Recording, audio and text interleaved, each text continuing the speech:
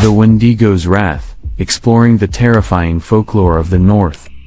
What is the Wendigo? The Wendigo is a cannibalistic spirit of Native American folklore that originates in and from the forest of Canada, and the Great Plains region of the United States. The Wendigo is often said to be a malevolent spirit, sometimes depicted as a creature with human-like characteristics, which possesses human beings. With the Wendigo's unsatisfactory hunger, it is known to cannibalize other humans, as well as the propensity to murder those that fall under its influence. Today we have a very special treat for everybody reading, as we also finally cover a topic that I'm sure many people have been waiting to see. Origin of the Wendigo. Today, we travel to the part of North America that the Algonquin people call their home, to discuss a truly terrifying legend, an evil spirit that prowls the northern forests of the Atlantic coast, a monster that can be found up and down the Great Lakes region of the United States and Canada. The creature that I'm referring to is part of the most famous set of stories to originate from Algonquin folklore. These stories indeed refer to the Wendigo. Some believed that it was a large monster, another saw it as a spirit capable of possession. How the Wendigo manifests itself depends entirely on the beliefs of the individual, and the Algonquin can be broken down into several groups of indigenous people. If we put aside the Wendigo's appearance briefly, there was a general agreement as to what the Wendigo was and what it represented. It is almost always associated with cannibalism, famine and greed, that came from the long cold winters, which is why so many saw it as a malevolent supernatural entity. Depictions of the Wendigo. Modern interpretation. Modern interpretation of the Wendigo. So, what does the Wendigo look like? There are two very distinct archetypes that I'm sure many of you would recognize: a large-looking demonic beast, normally of the head or skull of a stag, complete or some kind of antlers or horns. This type of Wendigo has become quite popular today, and it's an image that I'm sure many of you recognize from a lot of popular media, but this particular image seems to be a more modern interpretation. I remember seeing this imagery when first watching the TV show Hannibal, which of course has its underlying themes of murder and cannibalism. At the time, I didn't understand the Wendigo symbolism because I didn't know much about the Wendigo and its association with cannibalism and acts of evil. So, why does this version of the Wendigo have antlers and fur reminiscent of a stag? Sadly, I couldn't find a conclusive answer. There isn't much mention of the Wendigo's appearance in traditional Algonquin folklore, and what we do see certainly doesn't describe a stag. So, there could be some confusion between the concept of the Navajo's skinwalker, or this very well could be a modern stylistic interpretation. Either way, the stag is an animal that appears in folklore all around the world, including Greek mythology, though it's normally associated with woodland deities and fertility. It's also an animal that the Native Americans highly respected. So, if we do go with the concept that the Wendigo was seen as a symbol of corruption, the fact that it then manifests as an animal that the natives held in such high regard makes it seem as if nothing is safe from the Wendigo's curse, which does highlight the seriousness of the warnings and meanings interwoven into these stories. Classical interpretation. The more traditional appearance of the Wendigo is closer to a haggard and decomposing corpse. Its skin is stretched extremely tightly over its bones, creating a thin translucent layer of desiccated flesh from which its bones work ready to burst. Its complexion varies from a sickly white to an ashy gray. It has long spindly fingers with sharp nails that it uses to tear its victims into pieces. The easiest way to describe this type of Wendigo is as a gaunt skeleton that looks like it has risen from the grave. Wherever the Wendigo goes, it is followed by the odor of death and decay. It is a vile creature with jagged misshapen teeth that at times resemble yellow fangs. In this form, the Wendigo may be a creature that resembles a humanoid, but I assure you they are nothing short of anyone's worst nightmare. The curse of the Wendigo. There's an interesting description that comes from a new law as the belief that Wendigos were giant creatures made of ice that would dwarf over human beings, and this was because every time the Wendigo ate a person, they would grow in proportion to the meal. The bigger the meal, the bigger they grew.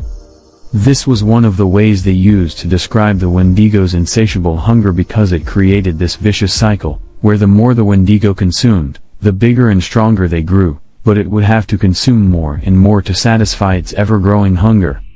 This gives us an interesting contrast. You have these enormous gluttonous creatures, and then you have these thin gaunt husks that are wasting away, but both still suffer from starvation, and that is what we consider the curse of the Wendigo. Its hunger can never be sated, its quest for new victims is eternal. How does one become a Wendigo? Wendigos are always regarded as evil, and this is in no doubt because of their cannibalistic nature. But how does one become such an evil entity? There is the belief that humans could turn into Wendigos if they were overcome by greed. These stories were told to encourage moderation and essentially scare individuals into behaving in a certain way. Those who committed unspeakable acts of cannibalism were also thought to become Wendigos, and this belief is where many attribute the start of the Wendigo legend.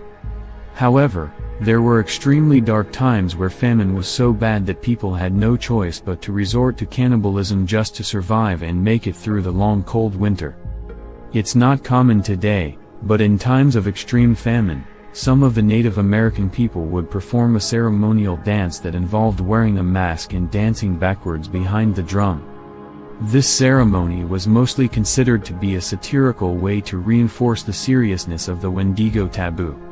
Many saw the Wendigo as a metaphor that represented imbalance and disharmony, not only in an individual but in society. This idea of selfishness does also tell of the fact that Wendigo was seen as solitary creatures, often being referred to as spirits of the lonely places. The fear of Wendigo. So, what makes the Wendigo so special, and why are we so scared of them? The possession of a Wendigo isn't like your generic spirit or demon. It chooses its victim very carefully and slowly eats away at its sanity.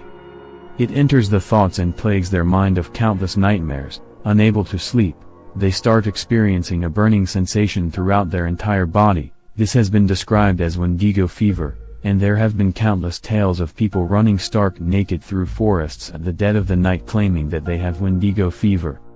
Abilities of the Wendigo. As a supernatural entity, you'd expect supernatural abilities, and most of these are exactly what you would imagine. The Wendigo is extremely fast and has unnatural strength despite how frail some of them may look. As expert hunters, they have heightened endurance and senses, making it so they can hunt in all manner of terrain and temperature. The older the Wendigo gets, the stronger it becomes. As its corruption spreads through the forests, so does its influence on nature.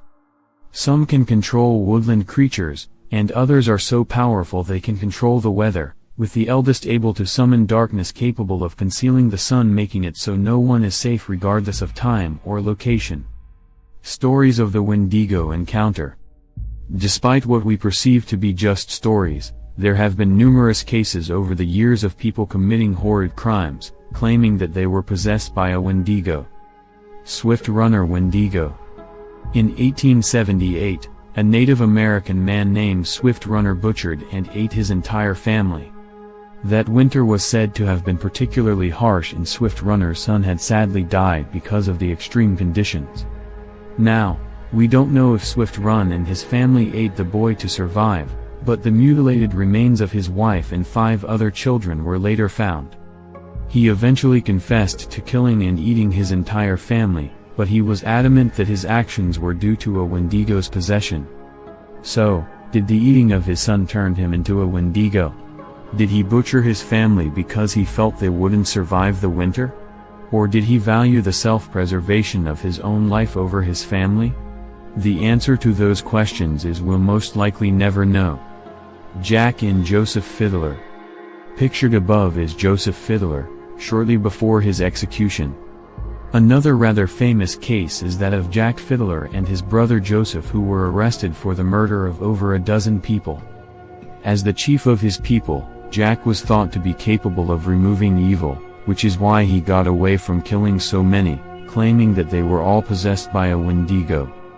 Jack managed to escape captivity during a routine walk outside, and he eventually hung himself before the trial concluded. However, his brother Joseph wasn't so lucky. He was sentenced to death by Magistrate Ellsworth Perry. Despite the numerous appeals of his innocence, Joseph ironically enough was eventually given a pardon, but it came 3 days after his death in 1909.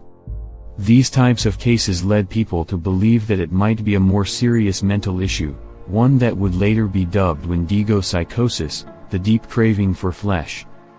But whether it was a real mental disorder is something that was heavily debated as the number of reported cases decreased dramatically in the 20th century when the Algonquin people adapted to European ideologies and began to live less rural lifestyles. In conclusion to the Wendigo, there's no doubt that the Wendigo myth has changed and evolved over the years. It's now become another monster that reflects our issues as humans: greed, selfishness, and in some extreme or metaphoric cases cannibalism. It's unlikely that many of the Native American tribes still believe in the legends of the Wendigo as adamantly as they once did. To them, the Wendigo was an evil spirit that embodied everything they hated. It can be interpreted as a symbol of corruption, from what they perceived to be outsiders, changing their landscape and the beliefs of their people. Stories of the Wendigo were used to encourage a balanced lifestyle, respect for one's peers and the world surrounding them. A creature with insatiable hunger, a spirit capable of possession, or a story meant to encourage cooperation and warned against the dangers of greed.